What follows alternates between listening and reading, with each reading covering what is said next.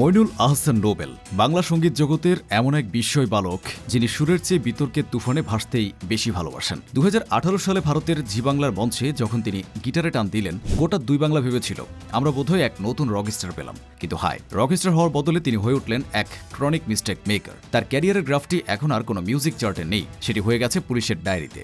বর্তমানে নোবেলের জীবনের ডিকশনারিতে ভুল এবং অপরাধের মধ্যে কোনো সীমারেখা নেই। সম্প্রতি জামিন নিয়ে তিনি সাংবাদিকদের যা শোনালেন তা কোনো সুস্থ মস্তিষ্কের মানুষের পক্ষে হজম করা কঠিন। তিনি অত্যন্ত গর্বের সাথে ঘোষণা করলেন তিনি নাকি হালকা পাগলা টাইপের মানুষ, তাই ভুল করে ফেলেছেন, তাই ভবিষ্যতে এই ভুল আবারও হতে পারে। কি অপূর্ব আত্মবিশ্বাস! সাধারণ মানুষ যেখানে একবার ভুল করে লজ্জায় মুখ লুকায়, সেখানে নোবেল সাহেব ভুলের লাইসেন্স নবেন করে বুক ফুলিয়ে হাঁটেন। তার ভুল করার ধারাবাহিকতা দেখলে মনে হয় সুপরিকল্পিত প্রফেশনাল পারফরমেন্স। গায়ক হিসেবে যতটা না হাইপ তুলেছেন, তার চেয়ে কয়েকগুণ বেশি শোরগোল তুলেছেন নিজের কুকীর্তি দিয়ে। এবারও তার ব্যতিক্রম কিছু ঘটেনি। নতুন এক স্ক্যান্ডাল অ্যালবাম নিয়ে তিনি হাজির হয়েছেন জনসম্মুখে। অবশ্য তার কাছে তো এটা নতুন কিছু নয়। গত কয়েক বছর যাবৎ তার জীবনটা নারী কেলেঙ্কারির নোংরা নথিতে ঠাসা। প্রেমের ফাঁদ আর বিয়ের কঠিন প্রলোভন দেখিয়ে এর আগে একে একে 4 জন নারীকে হেনস্থার জালে জড়িয়েছিলেন তিনি।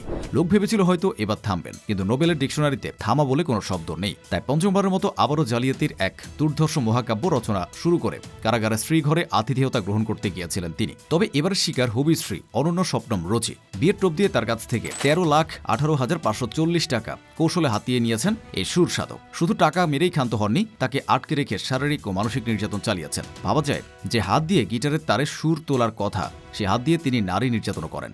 আর দুঃখের বিষয় হলো, এই অপরাধমূলক কর্মকাণ্ডে তার পরিবারের সদস্যদের নামও জড়িয়ে পড়েছে। মা নাজমা হোসেন, স্ত্রী ইশরাত জাহান প্রিয়া, সহকারী মুনেম শাহ শৌমিক এবং পরিচিত মাসুদ রানা সবাই এখন নোবেলের কুকর্মের আইনি মার পেছে অভিযুক্ত। তবে এই মানুষটার কোনো লজ্জা নেই। সে নির্দ্বিধে বললেন তার ভক্তরা তাকে অনেক ভালোবাসে, এই ভুল তারা ক্ষমা করে দেবে। তার কাছে ক্ষমা চাওয়াটা এখন অনেকটা চায়ের কাপে চুমুক দেওয়ার মতোই স্বাভাবিক বিষয় হয়ে দাঁড়িয়েছে। তিনি মনে করেন তিনি যেহেতু হালকা পাগলা, তাই তার 7 খুন মাপ। একজন শিল্পীর যেখানে হওয়ার কথা ছিল মানুষের হৃদয়ে আশ্রয় পাওয়া, সেখানে নোবেল বেছে নিয়েছেন মানুষের বিশ্বাস ভেঙে অর্থকড়ি লুটে নেওয়ার পেশা। নোবেল ম্যান থেকে তিনি এখন হয়ে উঠেছেন পাক্কা কয়েদি ম্যান। তার উঠতি ক্যারিয়ারের কফিনে তিনি নিজেই শেষ পেরেকটি ঠুকেছেন নেশা, বিকৃত মানসিকতা আর সীমাহীন ঔদ্ধত্য দিয়ে। তার ভক্তরা তাকে ভালোবেসে আকাশে তুলেছিল, আর তিনি সেই উচ্চতা থেকে থুতু ফেলেছেন তাদেরই গায়ে। ভক্তদের থেকে ক্ষমা পাওয়ার যোগ্যতা অনেক আগে হারিয়েছেন তিনি। প্রতিভা থাকলেই শিল্পী হওয়া যায় না, মানুষ হওয়ার জন্য ন্যূনতম যে কাণ্ডজ্ঞান প্রয়োজন, নোবেল সেটিও সযত্নে বিসর্জন দিয়েছেন।